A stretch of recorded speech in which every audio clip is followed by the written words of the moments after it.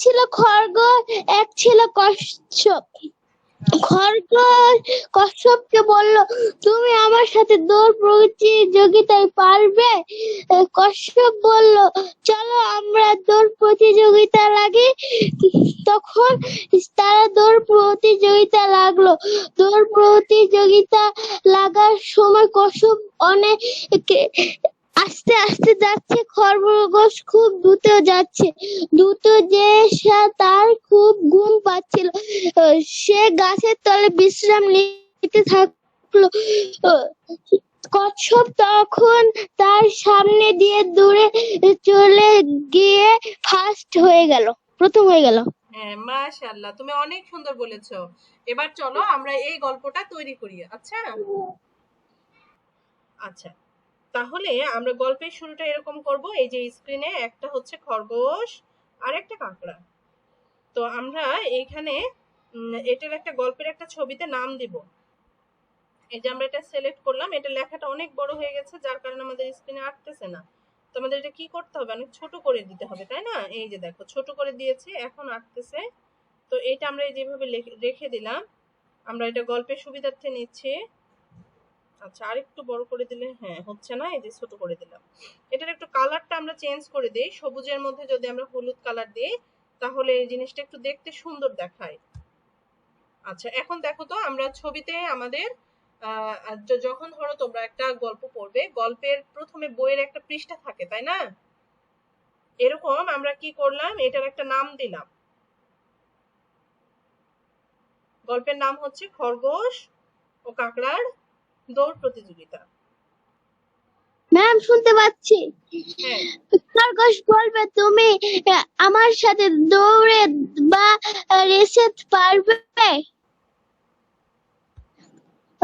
কাকড়া বলবে, চলো দেখা যাক কে পারে। আচ্ছা, তাহলে আমরা এই যে এখানে সাউন্ড আছে, এই সাউন্ড দিয়ে দুইটা রেকর্ড করব। তো আমাদের এইখানে আমরা প্রথমে খরগোশের রেকর্ডটা করব। তো খরগোশ কি বলবে, এই যে খরগোশের রেকর্ডটা আমরা এখানে প্লে পপ দিয়ে আমরা এখানে করে নিব খরগোশের রেকর্ডটা। হ্যালো, আমি খরগোশ। তুমি কাকড়া অনেক ধীরে হাঁটো, আর আমি অনেক জোরে জোরে লাফিয়ে লাফিয়ে দৌড়াতে পারি। তুমি অনেক স্লো। তোমার সাথে যদি আমার প্রতিযোগিতা হতো তাহলে তুমি কখনোই আমার সাথে পারতে না, আমিই জিততাম। ঠিক আছে, এই যে দেখো আমরা একটা সাউন্ড নিলাম। তো এই সাউন্ডটা আমরা এই যে এখানে দিলাম, আমরা একটু শুনে দেখি। একটা সাউন্ড দিয়েছি আমরা হচ্ছে খরগোশের জন্য, আর একটা সাউন্ড দিয়েছি হচ্ছে কাকড়ার জন্য। তো আমরা যখন খরগোশ কথা বলছে ওই টাইমটার জন্য খরগোশকে একটু মুভ করতে পারি না, যে খরগোশ একটু নড়াচড়া করছে বা অল টাইম এরকম একটা মুভিং একটা ইয়া দিতে পারি কিনা, লুক দিতে পারি কিনা? পারি ম্যাম। এখন দেখো খরগোশটা একটা নির্দিষ্ট সময় পর্যন্ত কথা বলার পরে তার থেমে যাওয়া উচিত, তাই না? জি।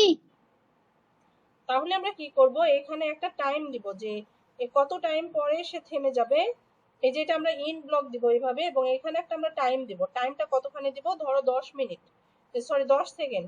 10 সেকেন্ড দিলে আমার ওই সাউন্ডটা কভার হয় কিনা, আর যদি না হয় তাহলে আমরা আরো একটু বাড়াইতে থাকবো।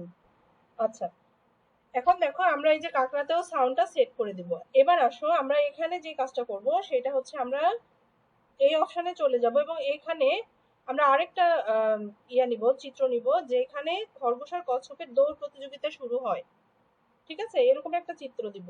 তো আমরা খোলা মাঠের চিত্র দিলাম যেখান থেকে দৌড় প্রতিযোগিতা শুরু হচ্ছে। তো এরকম একটা মাঠের চিত্র নিচ্ছি। হ্যাঁ, সেকেন্ড ব্লক আর ফার্স্ট ব্লকের সাথে আমরা কি করব, এটা যখন শেষ হয়ে যাবে তখন আমরা ওই সেকেন্ড সিনারিওতে চলে যাব। এখন সেকেন্ড সিনে যখন আমরা আসব তখন আমরা কি করব, আবার দুইটা ক্যারেক্টার নিব। কাকে কাকে নিব, একটা খরগোশ আর আরেকটা হচ্ছে কাকড়া। সেকেন্ড সিনে এসে আমরা আবার সেম ওই দুইটা ক্যারেক্টারকে নিয়ে নিলাম। এখন খরগোশ থাকবে হচ্ছে এখানে, হ্যাঁ, আর কাকড়া হচ্ছে এখানে।